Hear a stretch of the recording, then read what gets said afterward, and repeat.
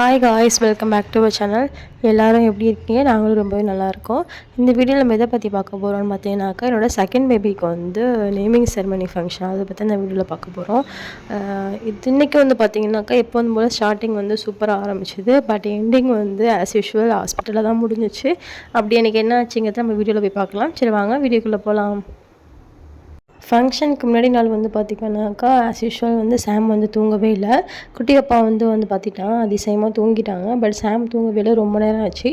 ஏன்னா morning function வந்து பார்த்திங்கனாக்கா 9:30 to 10:30 மார்னிங்கே வச்சுருக்கிறதுனால சீக்கிரம் தூங்கி எந்திரிக்கணும் அப்படின்னு பார்த்தோம். பட் வந்து சாம் வந்து பார்த்திங்கனாக்கா அன்றைக்கி வந்து கோஆப்ரேட் பண்ணவே இல்லை, முடிச்சு விளாண்டுட்டே இருந்தா. சரி ஓகேன்னு சொல்லிட்டு எப்படியோ ஒரு வேலையை தூங்க வச்சாச்சு. நெக்ஸ்ட் டே மார்னிங் வந்து பார்த்திங்கனாக்கா குளிக்கிறதுக்காண்டி ஹஸ்பண்ட் வந்து தண்ணி போட்டுருந்தாங்க. அப்போ அந்த டைமில் தான் வந்து பார்த்திங்கனாக்கா அப்பாவும் பொண்ணு வந்து பார்த்திங்கனாக்கா நாத்தங்காய் பிச்சு விளாண்டுட்டு இருந்தாங்க.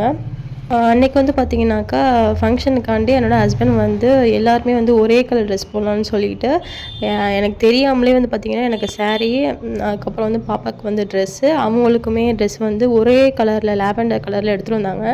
பட் அன்ஃபார்ச்சுனேட்டாக என்னாச்சுன்னு பார்த்தீங்கன்னாக்கா செகண்ட் டைம், அதாவது இந்த ஃபங்க்ஷனுக்கு வந்து ஐயர் வந்து என்ன பண்ணார் பார்த்தீங்கன்னாக்கா, ஷர்ட்லாம் போடக்கூடாது கழட்டிடுங்கன்னு சொல்லிட்டு வேஷ்டி சட்டை போட சொல்லிட்டாங்க. அதாவது வேஷ்டி கட்டிட்டு வாங்கன்னு சொன்னாங்க. அவங்க ஹஸ்பண்ட் வந்து எடுத்துகிட்டு வந்தது என்னென்னு பார்த்தீங்கன்னாக்கா ஷர்ட்டும் பேண்ட்டும் எடுத்துகிட்டு வந்துருந்தாங்க. அதை வந்து மாற்றியாச்சு. பட் சாமுக்கு வந்து சாமுக்கு நேமிங் செரமனி பண்ணோம்ல, அந்த ஐயர் வந்து பார்த்திங்கன்னா ஷர்ட்லாம் வந்து கழட்ட சொல்ல போட்டுக்க சொன்னாங்க. அந்த ஒரு தாட்டில் தான் அவங்க எடுத்துகிட்டு வந்தாங்க. பட் அன்றைக்கி வந்து இப்படி ஆயிடுச்சு. அதுக்கப்புறம் பார்த்தீங்கன்னாக்கா வீட்டிலேருந்து என்னோடய அண்ணாலாம் வர ஆரம்பிச்சிட்டாங்க. இந்த ஃபங்க்ஷனுக்கு தான் வந்து பார்த்திங்கன்னா இதான் என்னோடய ஃபர்ஸ்ட்டு ஃபங்க்ஷனுக்கு வந்து பார்த்திங்கன்னா அப்பாவும் இல்லை, அம்மா வந்து வரலன்னு சொல்லிட்டாங்க. அவங்களுக்கு ஒரு மாதிரி இருக்கு, நான் வரல அப்படின்னு சொல்லிட்டாங்க. பட் நாங்கள் எவ்வளவோ கன்வின்ஸ் பண்ணோம். நானும் கூப்பிட்டேன், என்னோடய ஹஸ்பண்டும் கூப்பிட்டாங்க, என்னோடய அண்ணன்களும் அதெல்லாம் ஒன்றும் இல்லை வாங்கன்னு சொன்னாங்க. பட் அவங்களுக்கு என்னமோ அப்பா இல்லாமல் ஒரு மாதிரி இருந்துச்சு, வரவே இல்லை. என்னோடய ஃபர்ஸ்ட் ஃபங்க்ஷன் என்னோடய அம்மா அப்பா இல்லாமல் ரொம்பவே கஷ்டமாக இருந்துச்சு. எனக்கு ஒரு மாதிரியாக இருந்துச்சு. பட் நான் பெருசாக யார்ட்டையும் காமிச்சிக்கல. பட் அங்கே வீட்டிலேருந்து ஃபங்க்ஷன் முடிச்செல்லாம் கிளம்பும்போது வந்து பார்த்திங்கன்னா எனக்கு ஒரு மாதிரி அழுகையே வந்துருச்சு. அப்பயும் நான் வந்து பெருசாக வந்து அண்ணன்ட்ட பெரியமாட்டெல்லாம் காமிச்சிக்கல, ஓகே அப்படின்னு விட்டாச்சு. அப்புறம் ஈவினிங் வந்து சரி ஓகேன்னு சொல்லிட்டு நான் அம்மாவை பார்க்க வந்திருந்தேன். அப்போ வந்து அம்மாவை பார்த்ததும் அழுக ஆரம்பிச்சிட்டேன். அது ஒரு ஏன்னா எப்படி சொல்கிறதுன்னு தெரியல. எல்லா ஃபங்க்ஷனுக்கும் கூடவே இருக்கிறவங்க இப்போ இந்த ஃபங்க்ஷனுக்கு இல்லைங்கும் போது எனக்கு ஏற்றுக்கவே முடியல, ரொம்பவே கஷ்டமாக இருந்தது. அதுக்கப்புறம் வந்து பார்த்திங்கன்னா மார்னிங் பிரேக்ஃபாஸ்ட் வந்து நம்ம வீட்டிலே ரெடி பண்ணியிருந்தோம். இட்லி பொங்கல்லாம் ரெடி பண்ணியிருந்தோம். அதாவது எங்கள் ஃபேமிலிலேருந்து வருவாங்களா அவங்களுக்காண்டி. பட் வந்து அவங்க வந்த டைமிங்கும் ஐயர் வந்த டைமிங்கும் கரெக்டாக இருந்துச்சு. எங்கள் ஃபேமிலிலேருந்து வந்தாங்க. அதுலேருந்து ஒரு 5 நிமிஷத்துக்கு வந்து பார்த்திங்கனாக்கா ஐயர் வந்துட்டு எல்லாத்தையும் ரெடி பண்ண ஆரம்பிச்சார். சரி ஓகே அப்படின்னு சொல்லிட்டு என்னோடய அண்ணன்கள்லாம் வந்து பார்த்திங்கன்னா, அதாவது எங்கள் ஃபேமிலிலேருந்து சரி இப்போ பார்த்துக்கலாம், அதுக்கப்புறம் சாப்பிட்டுக்கலாம்னு சொல்லிட்டு மார்னிங் பிரேக்ஃபாஸ்ட் வந்து சாப்பிடல, ஃபங்க்ஷன் போட்டோம் அப்படின்னு சொல்லிட்டு ஐயர் வந்து எல்லாத்தையும் ரெடி பண்ண ஆரம்பிச்சிட்டாரு. ஜாமான்லாம் கேட்டாங்க. நம்ம வந்து மேலேருந்து நம்ம ஜாமான் தான் மோஸ்ட்லி எல்லாம் எடுத்து கொடுத்துருந்தோம். எனக்கு வந்து ஐயர் ஃபிக்ஸ் பண்ணியிருக்காங்கன்னு சொல்லும்போது இவங்க தானே எனக்கு சரியாக தெரியல, இந்த ஐயர் தான்ட்டு. ஏன்னா இவங்க தான் வந்து எங்கள் மேரேஜுக்கும் வந்திருந்தாங்க. ரொம்ப ஃபன்னாக பேசுவார், அந்த ஒரு ஃபன்னாக கொண்டு போவார். ஒரு மாதிரி அந்த மூட்லேயே வச்சுருக்க மாட்டார், கொஞ்சம் ஜாலியாக வச்சுருப்பார். அதனால் இவர் வந்ததுமே ரொம்ப வந்து ஜாலியாகிடுச்சு. அப்புறம் ஆஸ் யூஷுவல் அவர் ஃபன்னாகவே கொண்டு போனார். என்னை ரொம்ப வந்து ஸ்ட்ரெயின் பண்ண விடலை. அதுவே எனக்கு ரொம்ப ஹாப்பியாக இருந்தது. என்னோட ஐயர்லாம் அதை பற்றி யோசிக்கிறாங்க அப்படின்னு. ஏன்னா அங்கே பண்ணும்போது ப்ரொசீஜரில் வந்து பார்த்திங்கன்னா எந்திரிக்கக்குள்ளே, உட்காரக்குள்ளே, அப்புறம் வந்து நமஸ்காரம் பண்ணக்குள்ளெல்லாம் ஒன்றெலாம் முடியுமாம்மா, முடியலான்னு நின்றுக்கோ அப்படின்னு சொல்லிட்டு கன்சர்னாக கேட்டாங்க. அதுவே எனக்கு ரொம்ப தாட்ஃபுல்லாக இருந்துச்சு. அது மாதிரி தான் வந்து ரொம்ப நல்லபடியாக போச்சு. அப்புறம் வந்து பார்த்திங்கன்னா 12 மணிக்குள்ளேன்னு நினைக்கிறேன். 12 மணிக்குள்ளேயே என்னன்னு சரியாக தெரியல, டைமிங் மறந்துடுச்சு. அந்த தாண்டி 12 மணி ஆயிடுச்சுங்கிறதுனால வந்து இப்போ வந்து பிள்ளை தொட்டியில் போட வேணாம், இந்த ஃபங்க்ஷன்லாம் முடிஞ்சிச்சு, தொட்டியில் போட்டுட்டு நகை போகிறத மட்டும் நீங்கள் 12 மணிக்கு மேலே வச்சுக்கோங்க, டைமிங் எனக்கு சரியாக ஞாபகம் இல்லை, அப்படியே வச்சுக்கோங்கன்னு சொல்லிவிட்டு அவங்க வந்து ஐயர் வந்து கிளம்பிட்டாங்க.